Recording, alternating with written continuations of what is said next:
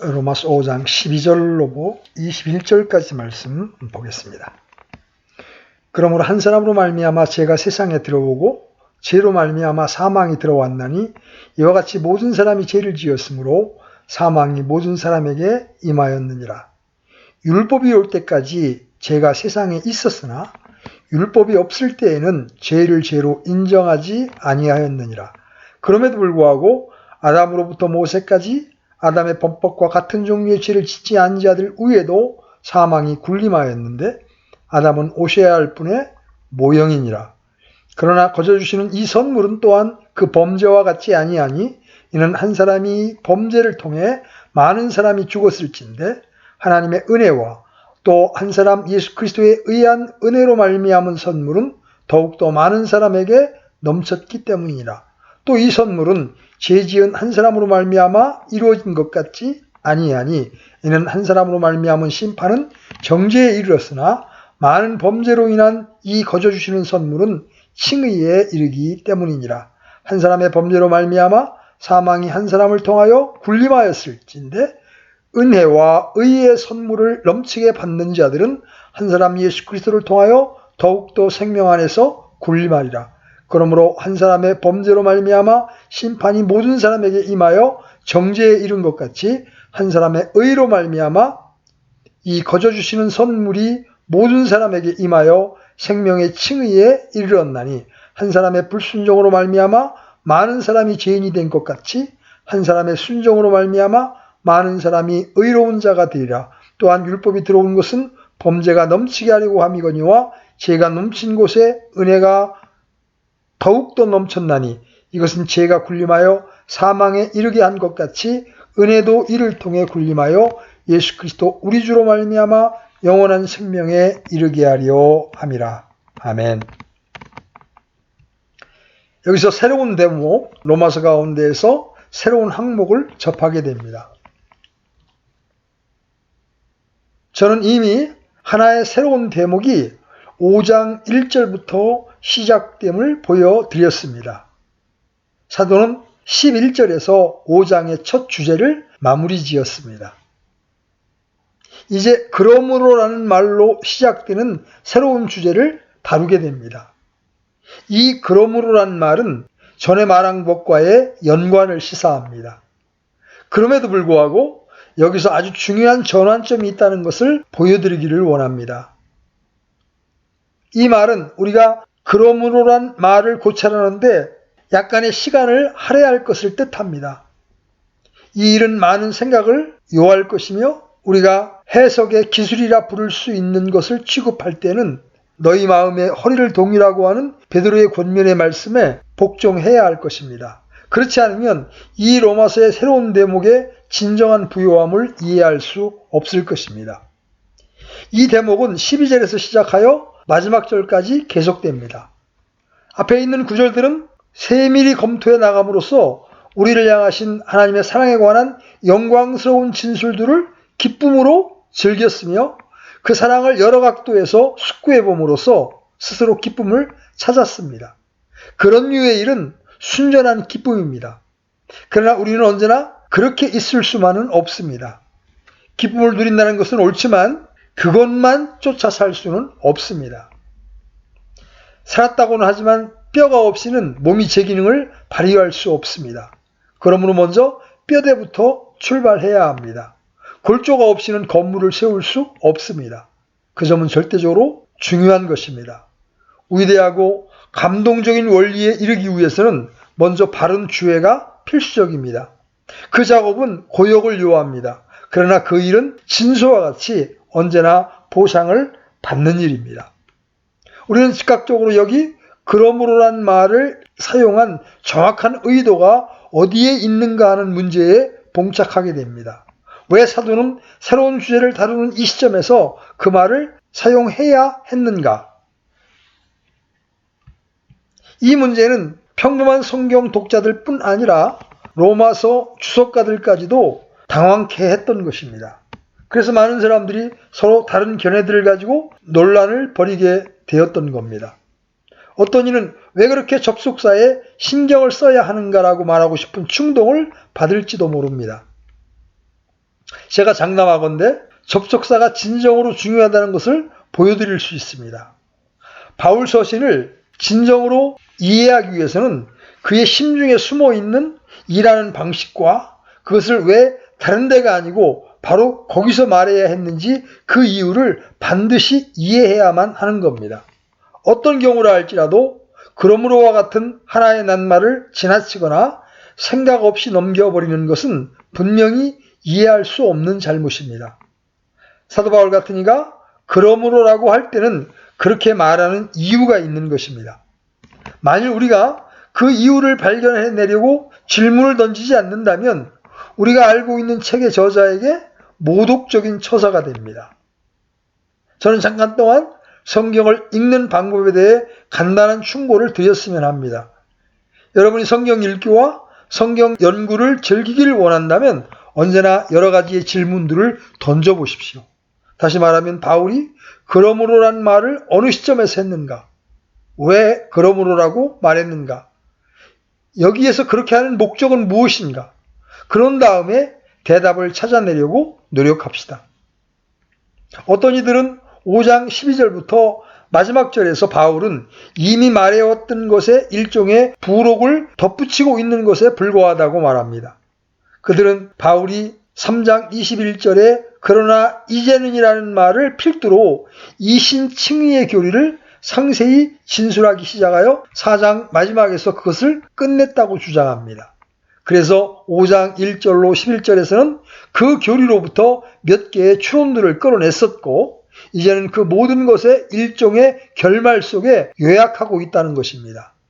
이 주장을 하는 이들에겐 그러므로란 말이 한낱 전환어에 불과하며 그 자체로는 아무런 중요성이 없다는 말입니다. 그래서 12절로 21절은 이전 문맥이나 다음에 올 문맥 사이에 사실상 아무런 관계도 갖지 않는 것으로 보는 것입니다. 너무나 유명하기 때문에 이름을 들어 언급해야만 하는 또 다른 관점이 있는데 그것은 소위 스코필드 성경이 취하는 관점입니다. 스코필드 성경이 그러므로란 말을 보는 관점은 그 말이 다시 3장 19절의 말씀을 가리키고 있다는 것입니다. 그러므로 그 말은 이신칭의와 그 결과에 대한 말씀으로 죄의 보편성에 관한 논의로 다시 돌아가는 서두라는 것입니다. 여기서 그 단어를 사용함으로써 바울은 끊겨졌던 테마로 되돌아가 다시 한번 그것을 거론하여 죄의 보편성을 보여준다는 것입니다. 여기 끊겨졌던 이 말에 유의하십시오. 스코필드는 더 나아가서 이르기를 여기서 하나의 큰 제목을 달게 되는데 바울이 이 지점에서부터 성화 원리를 다루기 시작하여 8장 13절까지 계속해 나간다는 것입니다. 그 제목은 내재하는 죄와 복음의 처방이라는 것입니다. 저는 그 분야에 동의하기 어렵다고 말하지 않을 수 없습니다. 우선적으로 그 견해는 로마서 3장 21절에 그러나 이제는이라는 말씀의 의미를 정확히 파악한 것 같지 않습니다. 스코필드가 삽입한 것이라고 하는 칭의는 24절부터가 아니라 21절부터입니다. 그리고 중단이라고는 할 수 없고 바울이 이제까지 말해온 것은 다만 칭의에 관해서 알 수 있도록 유도한 것에 불과하다는 것입니다. 사도는 1장 하반부로부터 시작하여 3장 20절에 이르는 동안 죄의 보편성을 보여주었던 것입니다. 그가 그렇게 한 것은 영광스러운 복음을 도입하고 그것의 절대적 필요성을 나타내기 위한 것입니다. 칭의에 관한 교훈은 어떠한 삽입물이 아닙니다. 그것은 실로 중대한 로마서의 주제요, 기독교 메시지의 중추적인 주제입니다.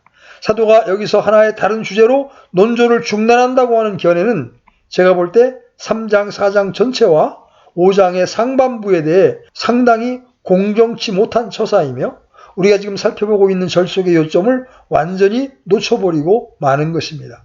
더군다나 사도는 여기서 성화의 교리를 갑자기 소개하는 것이 아닙니다. 제가 보여드리고 싶듯이 그는 매우 다른 무언가를 말하고 있는 것입니다. 스코필드의 관주는 분해하는데 노예가 되는 위험성과 칭의와 성화를 분리하는 위험을 나타내고 있습니다. 다시 말해서 그 해석은 사실상 이 그러므로라는 말을 전혀 설명하지 못한다는 것입니다. 오리무중에 빠지게 되는 것이죠. 다만 그 견해는 그 말을 어떤 진정한 관련성이나 의미를 가지지 않는 대수롭지 않은 접속으로밖에 보지 않는 것입니다. 하나만 더 언급하고 싶은 또 다른 관점은 저 위대한 찰스 핫지의 관점입니다. 그는 5장 12절로 21절은 칭의 교리의 예화로 도입된 것이라고 주장합니다. 그래서 이 대목을 칭의에 예속시키는 것 같습니다. 나는 그것이 칭의 교리와 관련을 가지고 있고 어느 의미에서는 칭의의 확장이라는 데 동의합니다. 그러나 그것이 칭의 교리의 예화에는 아무것도 아니라고 하는 주장을 받아들이지 않습니다. 그것은 예화 이상의 그보다 훨씬 더 영광스러운 무엇입니다. 물론 찰스 핫지는 그의 주석에서 다른 문제를 생각하는 것입니다. 그러나 그는 그러므로란 말의 강도와 왜 사도 바울이 그 말을 여기서 사용해야 했는지 그 이유를 모르는 것 같습니다.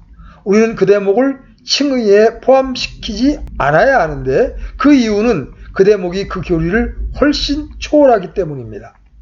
본문에 있는 그러므로의 사용에 대한 그러한 설명들을 기각시켰으니 이제 우리는 그 문제를 적극적으로 대면해 보도록 합시다. 무엇 때문에 사도는 이 시점에서 아담과 그리스도의 비교, 그들에 대한 우리의 관계 문제를 이 대목 전체에서 거론해야 했는지 이러한 질문들은 반드시 던져져야 합니다. 이 대목은 이전까지 말해왔던 바로부터 자연스럽게 나온 것인가 아니면 전적으로 새로운 항목인가 여기에 덧붙여서 하나의 최종적인 질문을 던집니다. 만일 이 세 대목이 전에 말한 것에 따라 나왔다면 전에 있었던 모든 논증으로부터 일반적인 방식을 따라온 것인지 아니면 바로 전 문맥에서 말한 것과만 관계를 맺고 있는 것인지 하는 것입니다. 그들 둘 다의 설명이 가능합니다. 여러분은 사도가 그의 위대한 이신 칭의의 교리와 그 결론에 대한 설명을 끝마치고 여기서는 그로부터 나오는 것 중에서 가장 위대한 추론을 연역해 간다고 주장할 수 있습니다. 또는 그 관계는 더욱 한정되고 즉각적이어서 9절로 11절에서 말한 것과만 관련을 맺고 있다고 말할 수도 있습니다. 어느 것을 택해야 할까요? 저는 그 두 관점이 다 옳다고 주장합니다. 즉 12절로 21절의 구절은 9절로 11절과 직접적으로 관계하고 있으며 그러면서도 1장 16절에서 지금까지 말해왔던 모든 것을 비추어 보아야만 진정하고 완전하게 이해할 수 있다는 것입니다. 다시 표현해서 그러므로는 마땅한 바대로 비중이 주어져야 한다는 것입니다. 우리가 언제나 기억하고 있어야 하는 것은 사도 바울이 가장 논리적인 정신을 가졌다는 것입니다.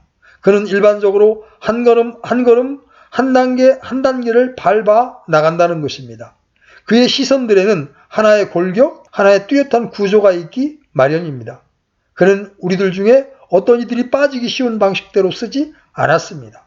우리는 말할 것을 생각하고서 말합니다. 그런 다음에 멈칫해서 스스로 자문해 보기를 말해야 하는 것이 또 없을까 합니다.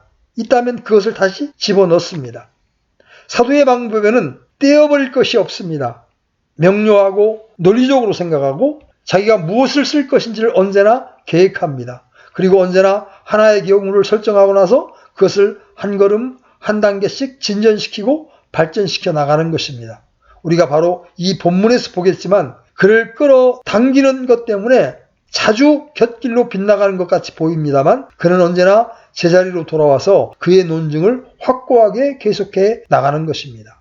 그는 증거들을 열거하여 그가 다루는 진상을 펼쳐 보이는 겁니다. 아무런 연관도 없이 여러 생각들을 되는 대로 던지지 않습니다. 이런 점에서 바울은 자기들의 방식으로는 아주 훌륭하고 유용하지만 다른 사람이 그들이 말하고 있는 분명한 노선을 발견하기 극히 어려운 어떤 현대의 설교자들과는 다릅니다. 그들은 썩 훌륭하고 유익한 것은 무엇이든지 말하지만 그들 사이에 관련성을 찾기란 어렵고 그들이 그들 심중에 본래 무엇을 의도했는데 왜 바로 거기서 그것들을 소개했는지 그것을 알기가 거북합니다. 갑자기 시인이 되어 회화적으로 생각하는 설교자들에겐 더욱 그러합니다. 또한 일화적인 방식을 쓰는 설교자에게도 해당이 됩니다. 그들의 설교 내용이 체계와 질서가 없고 정돈이 되어 있질 않아 그 설교를 따라가기가 퍽 힘듭니다. 한편 논리적인 설교자들이 있습니다. 그들은 먼저 서론부터 시작하여 첫 번째 요지로 나아가고 다음은 두 번째로, 세 번째로 나아가 결국에는 클라이맥스와 결론에 이르게 됩니다. 사도 바울은 틀림없이 두 번째 부류에 속합니다. 그는 우리가 듣는 데살로니가 회당에서 성경을 가지고 강론하고 뜻을 풀어 복음의 사실을 증명했던 방법을 채용합니다. 그러면 우리는 그가 여기서 무엇을 말하고 있는지 정확하게 알아보도록 합시다. 그러므로라고 말합니다. 왜 그 낱말을 사용했는가? 저는 거기에 대한 열쇠가 10절 끝에 있는 한 작은 낱말 가운데에서 발견된다고 주장합니다. 이는 우리가 원수였을 때에 하나님의 아들의 죽음으로 말미암아 하나님과 화해하게 되었을진데 화해하게 된 자로서 더욱더 그분의 생명으로 말미암아 구원을 받을 것이기 때문이라.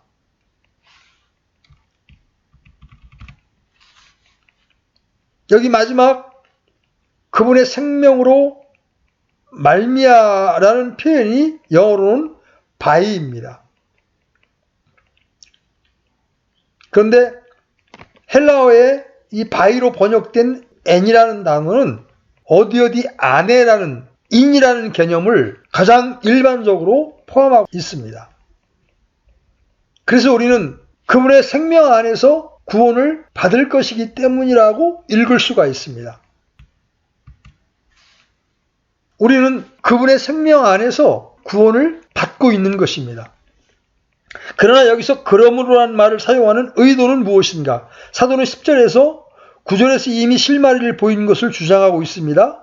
우리가 그리스도 안에서 용서를 받은 것뿐만이 아닙니다. 우리를 위하신 주 예수 그리스도의 사역이 우리의 용서와 사함을 가져오는 것만이 아닙니다. 그 이상입니다. 우리는 그리스도 안에 있습니다. 그것은 우리를 구원하시는 하나님의 방식입니다. 우리의 구원이 단순히 애부적이고 법정적이고 재판적인 것만이 아닙니다. 물론 그것이 1차적인 것이고 그것은 우리에게 그분의 의가 전가되는 것입니다. 그리스도 예수 안에 있는 화해는 죄의 용서와 하나님이 우리를 의롭다 여겨주신다는 선언으로 인도할 뿐만 아니라 우리를 그리스도 안으로 들어가게 하여 우리는 끝내 그분의 생명 안에서 구원을 받을 것입니다. 만일 그분의 죽으심으로 말미암아 그분께서 우리를 하나님의 진노와 우리 죄에 대한 심판에서 구출해 내셨다면 우리를 하나님의 생명에서 분리시켰던 모든 것에서 구원받은 것은 우리가 그분과 그분의 생명에 연결됨으로 말미암습니다. 10절의 논증은 우리가 원수였을 때에 하나님의 아들의 죽음으로 말미암아 하나님과 화해하게 되었을진데 화해하게 된 자로서 더욱더 그분의 생명으로 말미암아 구원을 받을 것이기 때문이라는 것이 아닙니까? 사도는 우리에게 우리의 구원의 확실성과 최종성을 보여주는데 그 목적이 있습니다. 그에 대한 궁극적인 증거는 우리가 그리스도 안에 그리스도의 생명 안에 있다는 것입니다. 아무것도 그 관계를 끊을 수가 없습니다. 그러므로서는 12절로 21절이 이런 방식으로 사용되기 위해 첨가된 것임을 주장합니다. 우리는 지금 그리스도의 생명 안에 있습니다. 그러나 그 점은 단번에 우리의 그 전체 위치와 그 전 위치를 가져오게 한 원인을 생각하게 합니다. 지금 사도는 그것을 다루어 나가기 시작하여 자연스럽게 그러므로란 말을 도입한 것입니다.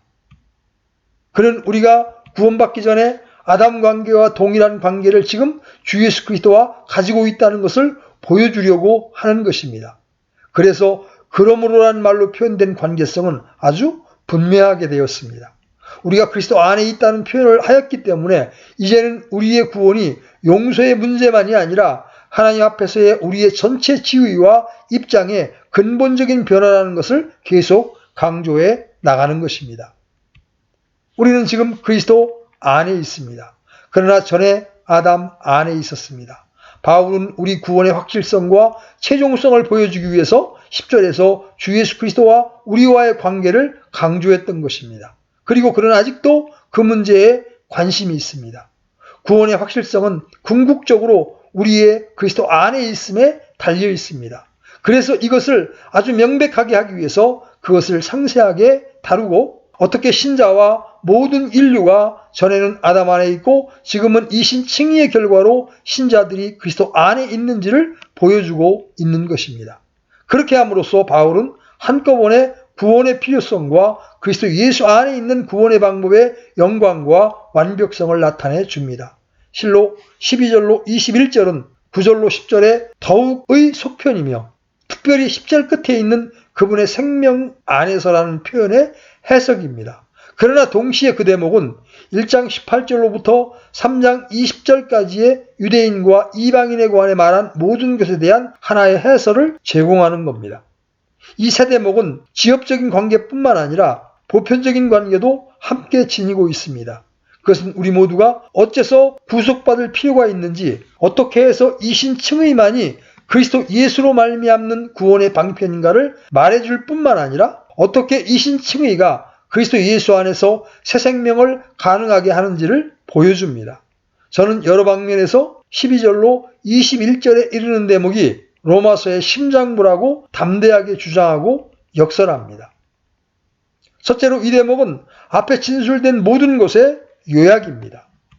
사도는 여기서 새로운 방법으로 그 모든 것을 진술하고 있습니다.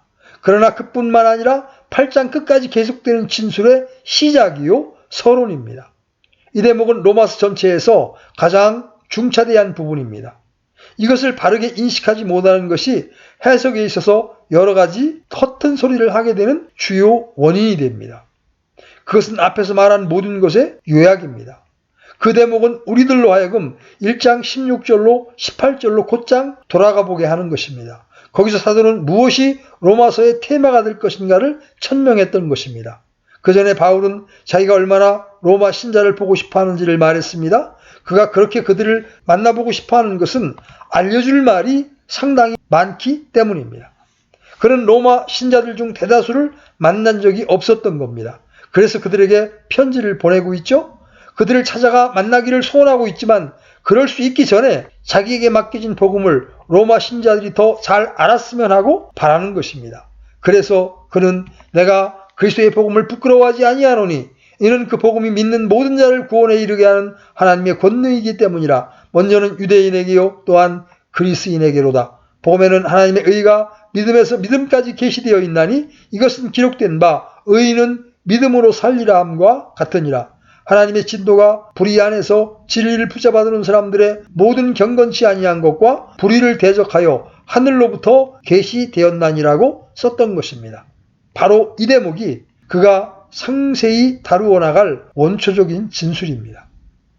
바울은 하나님의 진노가 이방인들과 유대인들 위에 있다는 것을 입증했습니다. 아니, 모든 인류 위에 머물러 있습니다.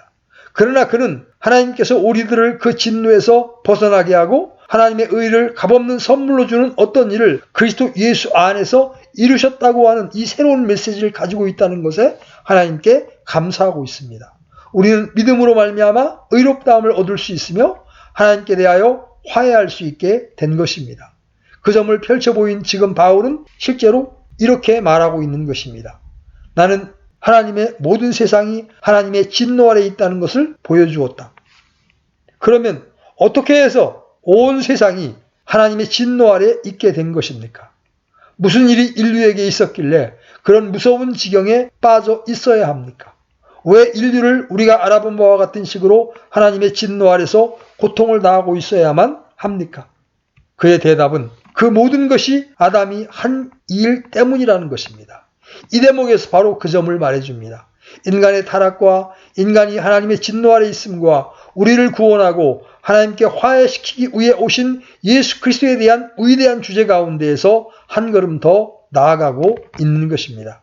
우리에게 문제되는 것과 필요한 것을 이해하기 위해서는 아담에게 있었던 일과 우리와 아담과의 관계를 반드시 이해해야 합니다.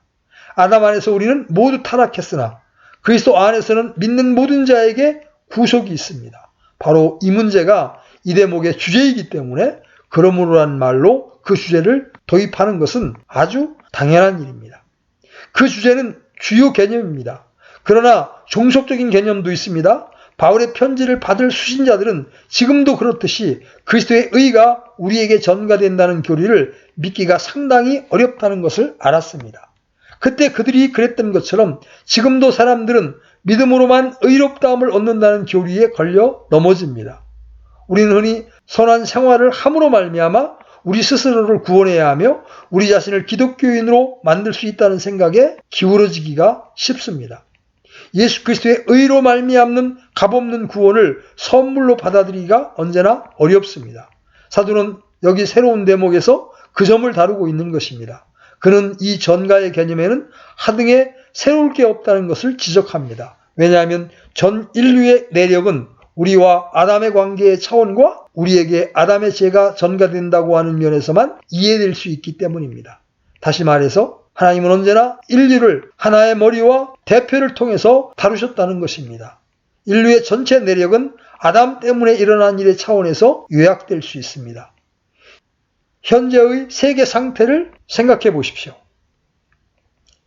무기와 핵폭탄 등 전쟁을 위한 준비와 실제로 곳곳에서 일어나고 있는 전쟁을 상고해 보십시오.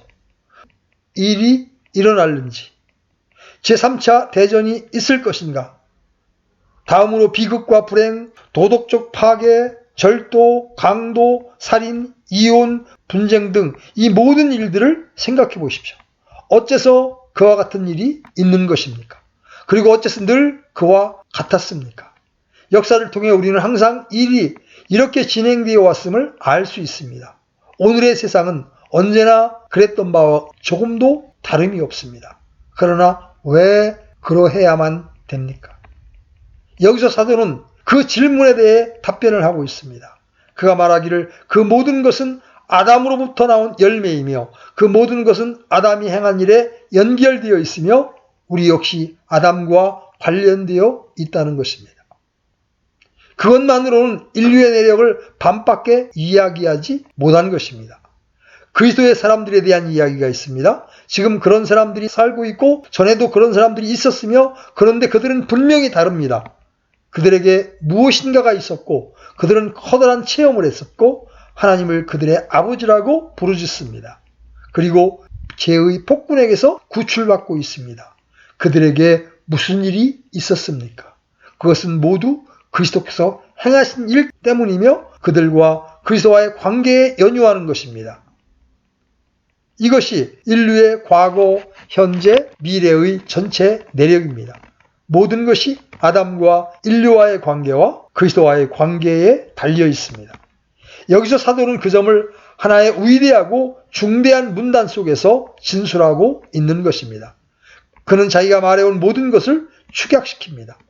바울은 이 모든 진술을 걸쳐서 우리들을 아주 자상하게 이끌어왔습니다. 그러나 이제 그는 그것을 새로운 방식으로 진술합니다. 전에는 아담을 언급하지 않았고 다만 모든 이방인들도 유대인들과 같이 죄 가운데와 하나님의 진노 아래 있다는 사실을 입증했을 따름입니다.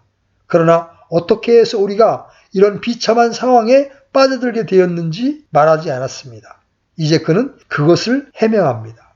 그것은 아담과 우리와의 관계 때문이었다고. 다시 그는 영광스러운 구원을 적극적으로 묘사하고 있는 것입니다. 그리고 그 구원이 예수 그리스도의 피, 그리스도의 죽음, 그리스도의 의로 말미암는다고 말했습니다. 그러나 여기서는 그보다 더한 것을 말하는데 우리가 복에 참여하는 것은 우리와 그리스도와의 관계 때문이라는 것입니다. 이 대목이 전에 말한 것과 보편적으로나 특별하게 관련되어 있다는 것입니다. 그러나 두 번째로서는 그것이 단순히 이제까지 말한 것의 요약만이 아니고 생각하고 의도하는 바에서 그것보다 훨씬 더 나아가는 것이라고 말한 적이 있습니다. 사도는 이 작은 단어 그리스도의 생명으로 말미암아 또는 그리스도의 생명 안에서라는 표현을 통해서 우리와 그리스도와의 경이롭고 놀랄만한 연합의 교리를 소개하는 것입니다. 그가 지금 파헤치고 강조하고 싶어하는 바가 바로 그 그리스도와의 연합입니다. 그는 아직도 우리의 완전하고 궁극적인 구원에 관심을 두고서 아담과 우리의 옛 관계가 그리스도와 우리와의 새로운 관계에 대한 표상을 제시한다는 것을 보여줌으로써 그리스도와의 연합을 강조하고 파헤치는 것입니다. 그는 14절에서 노골적으로 그럼에도 불구하고 아담으로부터 모세까지 아담의 범법과 같은 종류의 죄를 짓지 아니한 자들 위에도 사망이 군림하였는데 아담은 오셔야 할 분의 모형이라고 말합니다. 아담은 그리스도의 표상이요? 어느 의미에서 그리스도의 모형이라고 하는 것입니다. 아담을 이해하면 어떤 의미에서 그리스도를 이해하기 시작한 것입니다. 아담과 인류와의 관계는 주 예수 그리스도와 구속받은 자와의 관계에 대한 그림자입니다. 바울은 고린도전서 15장에서 그리스도는 마지막 아담이라고 말함으로써 그 점을 더욱 명백하게 지적합니다. 바울은 그리스도를 마지막 아담으로 부른 다음에 47절에서 그를 둘째 사람으로 부릅니다. 아담은 첫째 사람이요, 그리스도는 둘째 사람입니다. 아담은 첫째 아담이요, 그리스도는 둘째 아담입니다. 인류에게 두 우두머리만 있을 뿐입니다. 아담과 그리스도. 그 외에는 아무도 없습니다. 우리들 각자는 아담 안에 있든지 그리스도 안에 있습니다. 이상이 사도 바울이 아담에 관한 진리를 표명하는 이유이며 방법입니다. 바울은 우리에게 주 예수 그리스도가 새로운 인류의 머리임을 이해시키려고 하고 있습니다. 인간들 중엔 새로운 종족이 있습니다. 8장 20절에서 바울은 그리스도는 많은 형제들 중에서 맏아들이라고 합니다. 진실로 주 예수 그리스도는 새로운 시대와 새 왕국과 새 질서를 함께 들여 오셨습니다. 바울은 우리가 그리스도인들은 용서함을 받았을 뿐 아니라 새 인류, 새 인종의 일원이 되었음을 알기 원합니다. 우리는 예수 그리스도 안에 있습니다. 그리고 우리가 그리스도 안에 있기 때문에 하나님 안에 있는 것입니다. 다시 말하자면 하나님의 권속과 자녀의 일원이 된 것입니다. 우리는 죄사함을 받았을 뿐만 아니라 죄와 사망과 진노와 심판의 굴레에서 벗어났습니다. 우리는 이제 의와 기쁨과 화평 속에 결코 파괴되지 않고 아무도 우리를 그분으로부터 끊을 수 없는 영원한 생명의 새로운 세계 속에 있는 것입니다. 이제 더 이상 죄의 지배 아래 있지 아니하며 스스로 삶을 영위하도록 결정 지어진 것입니다. 바울은 우리가 그 점을 알기 원하며 여기서 우리가 처한 상태와 지위의 영광들을 소개하기 시작하는 것입니다. 이미 10절에 생명으로 말미암아라는 짧은 단어 속에서 그 점을 암시했던 것입니다. 이제 그는 그리스도의 생명 안에 있다는 것이 무엇인지를 말해 주려고 하는 것입니다. 우리는 전에 아담의 생명 안에 있었지만 지금 우리는 그리스도의 생명 안에 있습니다. 만일 우리가 이 일들을 기뻐하고 하나님을 즐거워한다면 이 진리들을 반드시 이해해야 합니다. 그리스도 안에 있다는 것이 무엇인지를 진정으로 아는 사람이 진정으로 즐거워하는 것입니다.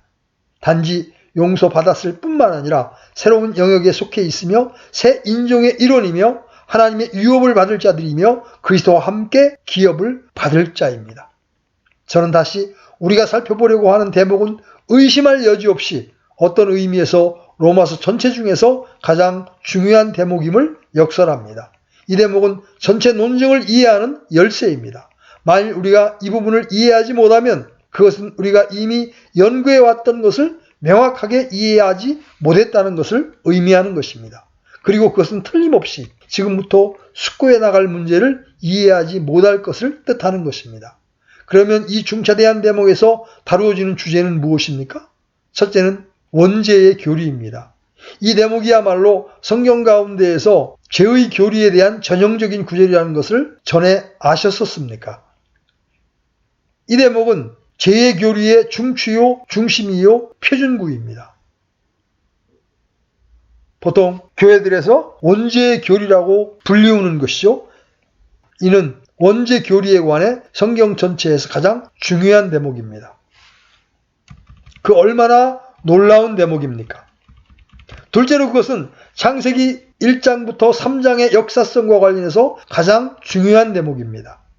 안타깝게도 당신이 창세기의 처음 3장을 역사적인 사실로 받아들이든 않든지 그것은 문제가 아니다.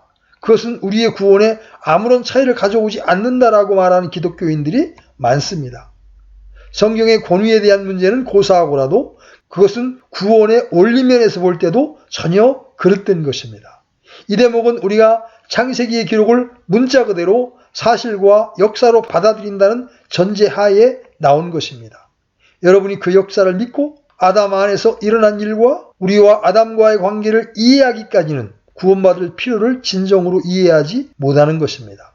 이처럼 이 대목은 아주 중요하며 이 대목의 교훈을 이해했던 사람들만이 과학자들의 진화론에 빨려 넘어가는 것을 허락치 않았던 것입니다. 셋째로 하나님은 언제나 언약과 계약을 통해서 사람을 다루신다고 가르치는 계약 신학의 차원에서도 가장 중요한 대목입니다. 이 사상은 히브리서에서 두드러지게 나타납니다. 하나님께서는 언제나 언약을 통해서 사람을 상대하시고 언약 안에서 사람을 대표할 누구를 세우시는 겁니다. 아담은 첫 번째 대표이고 예수 그리스도는 두 번째 대표입니다. 이상 살펴본 이유들로 보아, 즉 죄의 교리, 창세기의 역사성, 계약 신학 등의 교리로 보아 로마서의 이 대목이 구속의 교리를 진정으로 이해하는데 절대적으로 필요하다는 것은 명백합니다. 바울은 이미 화해 헌물의 차원에서 그 점을 해명했던 것입니다. 우리는 여기서 넓은 차원에서 진술된, 특별히 궁극적인 측면에서 진술된 구속의 교리를 대하게 됩니다.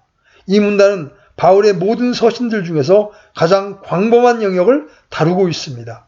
아니, 성경 전체에 비추어 보아도 그러할 것입니다. 바울은 뒤돌아서서 구속의 모든 파노라마의 장관을 구경하고 있는 것처럼 보입니다. 거기서 우리는 아담 안에 있었습니다. 여기서는 그리스도 안에 있습니다. 그리고 우리가 그리스도 안에 있기 때문에 우리는 영원토록 그 안에 있는 것이고 그 안에서 안전이 보장됩니다. 8장 마지막 절에서 다른 어떤 창조물이라도 능히 우리를 그리스도 예수 우리 주 안에 있는 하나님의 사랑에서 떼어놓지 못하리라고 하는 것입니다. 우리가 배경을 살펴보지 않거나 사도가 무엇을 하고 있는지, 왜 바로 이 시점에서 그것을 말하는지 그 이유를 정확히 알기 전에 자세한 것과 특별한 진술들로 뛰어드는 것은 무책임한 일입니다. 저는 지금 그것이 명백하다는 것을 장담합니다. 우리는 이런 질문을 자신에게 던져봄으로써 우리 자신을 테스트할 수 있습니다. 나는 그리스도 안에 있다는 것을 인식했는가? 그리스도 안에라는 말의 의미를 깨달았는가? 신약에서 그 말을 얼마나 많이 대합니까? 여러분이 왜 죄인이며 그것도 날 때부터 죄인들인지 그 이유를 분명하게 이해했습니까? 그 점에 대해 명백하십니까? 여기서 바로 그 이유가 설명됩니다. 그러나 궁극적인 국면은 훨씬 더 중요합니다. 여러분은 구속이 무엇을 의미하는지, 구원이 무엇을 의미하는지 참으로 이해하십니까? 여러분들은 죄들을 용서받는 것이 첫걸음에 불과하며 진정으로 영광스러운 일은 우리가 그리스도 안에 있다는 것과 이전 것은 지나가고 모든 것이 새롭게 되었다는 것을 아십니까? 우리는 새로운 인종의 구성원이며 하나님의 백성이며 영원토록 하나님의 백성이 될 남녀들입니다. 우리가 그리스도 안에 있으니 우리는 얼마나 안전합니까?